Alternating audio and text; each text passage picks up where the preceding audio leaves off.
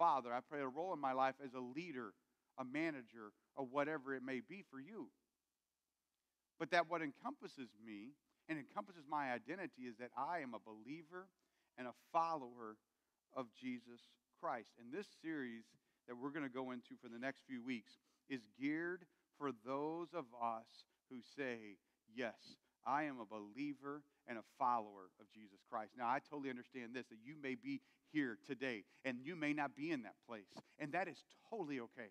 It is totally okay, because I want you to be here, and I want you to hear what I'm talking about. I want you to hear the importance of being a believer and a follower of Jesus Christ. And I want you to hear the beauty about what it means that my identity is found in being a believer and follower of Jesus Christ. But for this series, I'm talking to us who are believers and followers of Jesus. We are. Who is it that we are? Because what would happen if you take that identity, not the fact that you're a mom or a dad, that you're a teacher, a coach, a plumber, electrician, a salesman, that you're a husband or wife, not that part of your identity, but the part of your identity that says, I am a believer and a follower of Jesus Christ. And the reality is that encompasses everything about me. What if you were to take that identity and plug that identity of who you are into something bigger than yourself? What if you were to take your identity as a believer and follower of Jesus Christ, and that being a believer and a follower of Jesus Christ does not just mean that I'm going to get to avoid hell and go to heaven. That, hey, because I'm a believer and a follower of Jesus Christ, that's great, that's good. I get to avoid hell and the reality of hell, and I get to go into the presence of God, which is an amazing thing in a very real place called heaven. But what if I take my identity as a follower and a believer in Jesus Christ, and I plug it into something that has something bigger than me, something that has purpose, something that connects me to other people, a place where I can call home. Imagine if we, as believers and followers of Jesus Christ, imagine if we understand that as a follower of Jesus Christ, that I am part of, and what we are is the church. That me as a person, I am the church.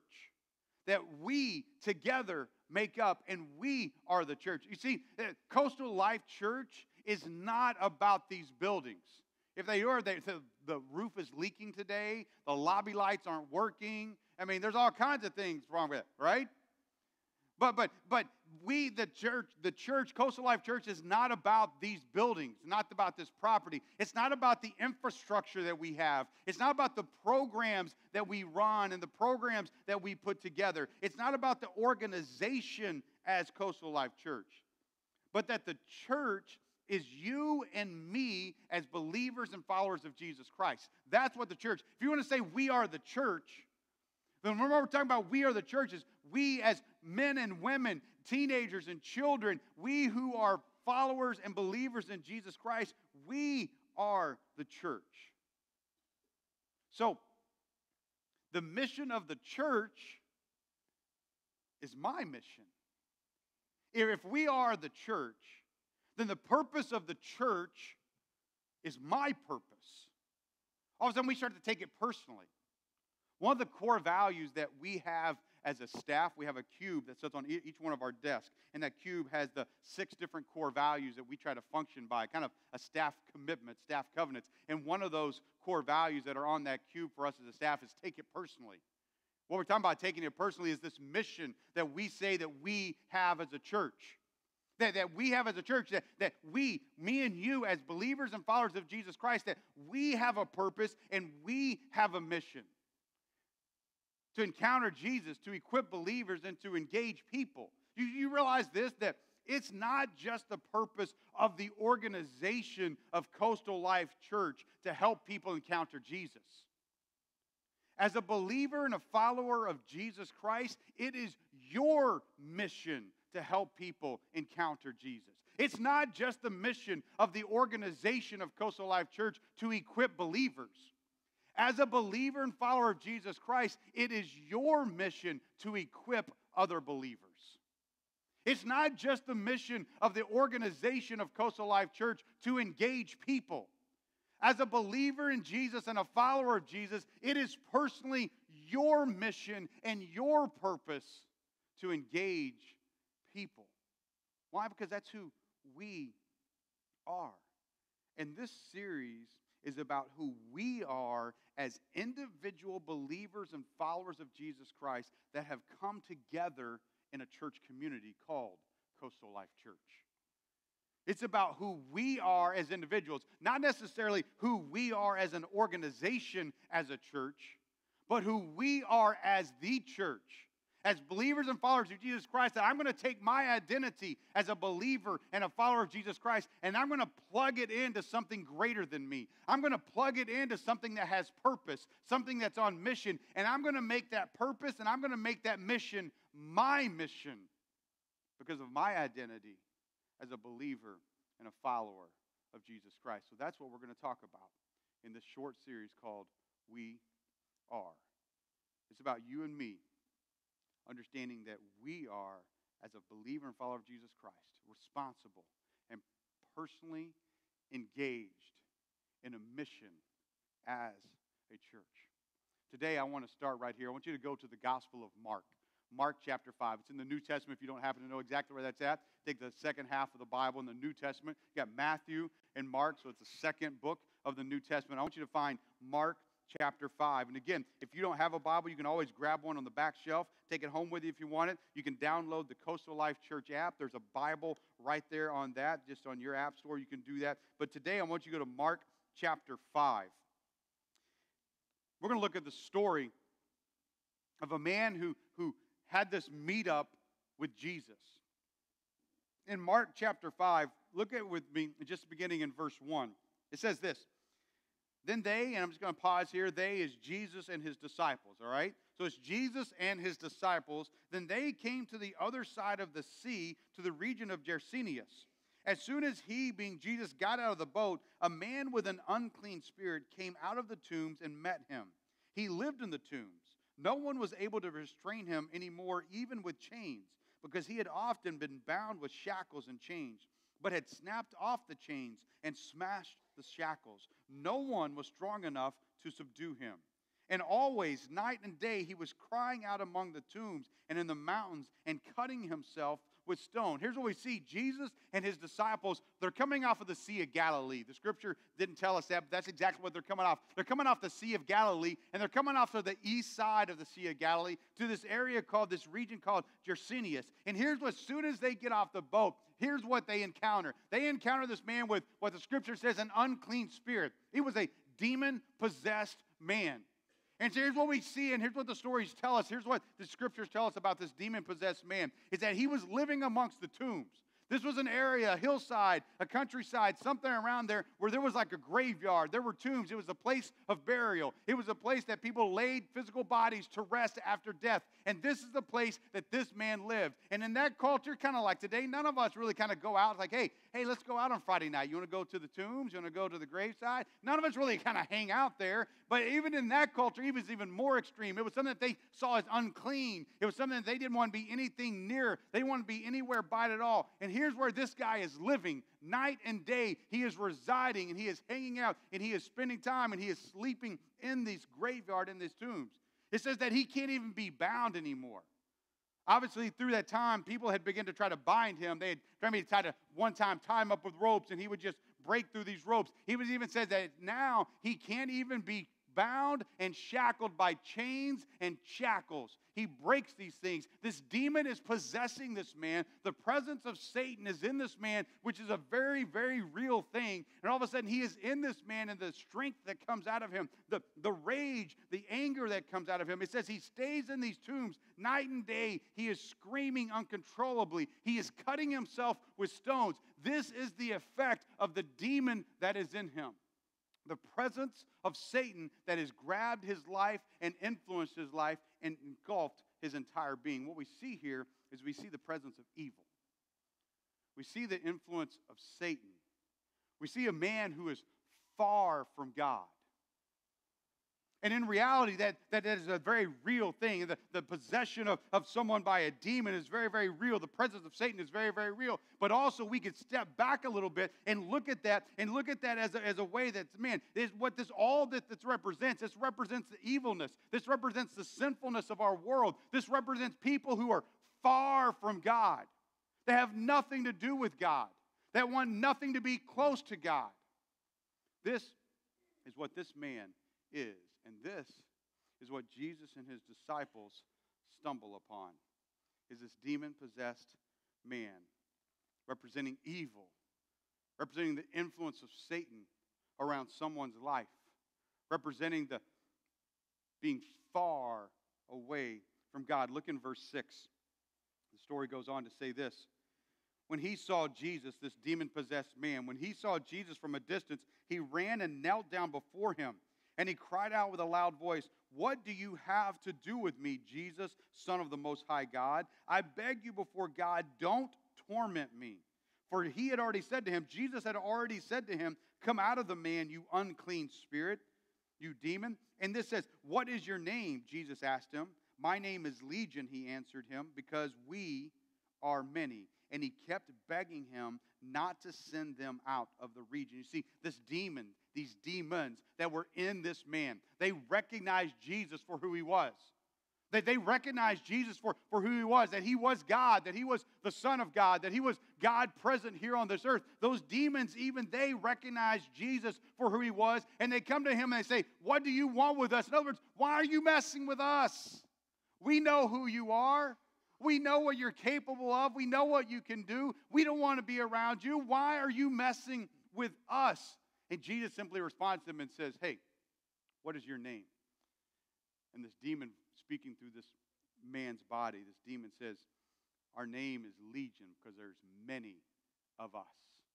Legion is very, very easily could have been part of what the Roman culture would have been at that time. A legion of Roman soldiers was approximately 5,000 soldiers. So it's a very, very, very much of a potential that these demons that were possessing this man were numerous, that there were potentially 5,000 demons that were in the possession of this man's body. And these demons are begging Jesus because they understand, they see who he is. And these demons are saying, "We don't want to be banished from this area. We don't want to be sent away. We have an influence in this area. The evil of us is influencing this man in this area." See, that's exactly what demons were trying to do. Demons want to control the humans that they inhabited. They want to destroy the humans that they inhabited. The presence of evil around their life, the presence of sinfulness, the influence of Satan to destroy and control this human and this presence of there. But Jesus' goal is the complete opposite. Jesus' goal is to give people freedom. Freedom from sin, freedom from Satan's influence, freedom from Satan's control, and freedom from the bounds and the things that bond us into sin. Let's keep reading in verse 11. Verse 11, it says, now, remember, the demons are begging Jesus not to banish them from this region. Verse 11 says, now a large herd of pigs was there feeding on the hillside. The demons begged him, "Send us to the pigs so we may enter them." If you're going to make us leave this man, if you're going to command us with your authority and your power because you are God and you are in control of everything, you're even in control of us, and you're going to make us leave this man, hey, there's a bunch of pigs over there, so will you just send us into those pigs at least? I don't know why. Sometimes the Bible is just funny. Verse 13, and he gave them permission. Then the unclean spirits came out and entered the pigs, and the herd of about 2,000 pigs rushed down the steep bank into the sea and drowned there. Telling you, the Bible's like, okay, that's just funny. These demons come into these pigs, 2,000 of them run over the cliff, down into the water, down into the sea there, and all 2,000 of those pigs, along with those demons, drowned. Verse 14, the men who tended them ran off and reported it to the town and the countryside, and people went to see what had happened. First of all, you got to realize, pig farmers, normally the people that were watching over the pigs out there weren't the owners of those pigs. They were normally hired servants. So can you imagine these guys going back to the owners of those pigs and go, okay, we got a little bit of a problem. The pigs ran over this cliff, and all 2,000 of them. Yeah, all 2,000 of them. These demons went in, the spirit went into them, and they ran off the cliff. And it says, people came to see what had happened, verse 15. They came to Jesus and saw the man who had been demon-possessed by the legion. Here, look at this. They saw him sitting there dressed and in his right mind, and they were afraid. The eyewitnesses described to them what had happened to the demon-possessed man and told about the pigs. Then they began to beg him, Jesus, to leave their region. So here's what happened is Jesus sends these demons into these pigs, 2,000 of them. They run off this cliff and they drown. And all of a sudden they go back, those workers go back to tell the story. People hear about what's going on. They come out to see what has happened, what is going on. And here's what the people of the village and the cities come to see. Jesus sitting there with this man who is now clothed, sitting there in his right mind. And they're completely amazed. You see, this man was sitting there in his right mind, and he had been clothed in righteousness that had been given to him by Jesus. You see, Jesus broke the power and the influence that these demons had over this man, but not only over this man, over that region. Jesus broke the power of the influence of Satan in that man's life, but also in all the people of that area. And the people came and said that they were afraid because they saw what this man was like. They saw what he was like. They saw that he was uncontrollable. They saw the evil in him and coming out of him. They saw all of this. And the people now, they come and they see this man clothed, sitting in his right mind. Completely a different type of person. And it says it scared them. That they were afraid. To the point that they said, Jesus, you got to get out of this area. You got to leave here. We don't understand you. We don't understand what you're capable of. We don't know what you could do. And the reality is, what we're seeing you do, it scares us to death. It scares us to death because we can't explain it. So you got to go. Isn't that the way a lot of people are today in our culture? They can't explain Jesus. They don't understand everything about him. And so instead of drawing near to him to learn about him, what they often do is they get scared of Jesus and they push him away. They separate, say, hey, you guys got to leave this thing. I don't want you around me. And maybe you start talking to people about Jesus and they kind of push you away because Jesus just kind of scares them. They can't understand it. They can't explain it. This man, his life was changed forever. Because of this encounter that he had with Jesus. Because of the power of Jesus changing his life. The power of Jesus breaking the power of the Satan influence over him. The power of Jesus broke the bondage of sin and evil and the satanic influence that was around this man's life. The power of Jesus stepped in and changed it. And changed this man and his whole identity. Now look at this next section of verses, verse 18. This is actually what I want us to cue in on today. So if you've not been listening at any point, that's okay. Just listen to this, okay? Verse 18. Verse 18, it says this. As he, Jesus, was getting into the boat, the demon-possessed man, the man who had been demon-possessed kept begging him to be with him. He's basically saying, hey, Jesus, I want to go with you. Man, you did something that changed my life. Jesus was getting ready to get in the boat and leave that area. Him and his disciples, and this demon-possessed man says, man, I got to go with you. Man, you have changed. You've done things for me that nobody else has. You've done things for me that I can't explain, that other people can't explain. You have changed me. I just want to be with you. Jesus, I want to come with you. Let me go with you. Let me get in the boat and go wherever you're going. Now look at this. In verse 19, but he, Jesus, would not let him. Kind of strange, isn't it? No, you can't go with me. I just changed your life, and you want to be with me. You want to be near me. You want to get in the boat and go where I'm going. You want to kind of go do the things that I'm doing. You want to see the things that I'm all about. But Jesus says, no, you can't get in the boat. Look at this. But Jesus would not let him. Instead, this is what Jesus told him. Go back home to your own people and report to them how much the Lord has done for you and how he has had mercy on you. So he went out and began to proclaim in the Decapolis. This is a group of 10 cities in that area. So these 10 cities, these 10 little villages and cities in that area. This man went out and proclaimed in the Decapolis how much Jesus had done for him. And they, being all the people of those cities, were all amazed. See, this man understandably wanted to be with Jesus. He wanted to go where Jesus was going. He wanted to just be around him. He wanted to be around his disciples. He wanted to be around those other followers. And he just wanted to be in him because it's understandably how Jesus had given this man his entire life back. He literally changed him. But Jesus says, here's what I want you to be. I want you to become a living example of my power. So here's what I want you to do.